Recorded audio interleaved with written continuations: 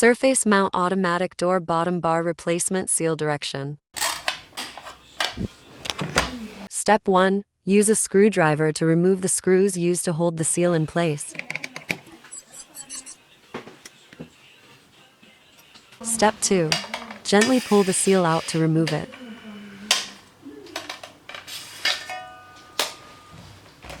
Installation direction for replacing the seal.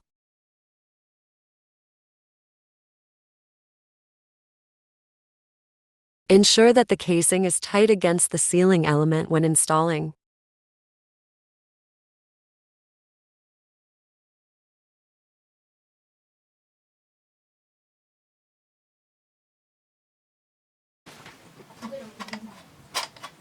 After installation, it is necessary to drill new holes for the fixing screws on the inside of the housing.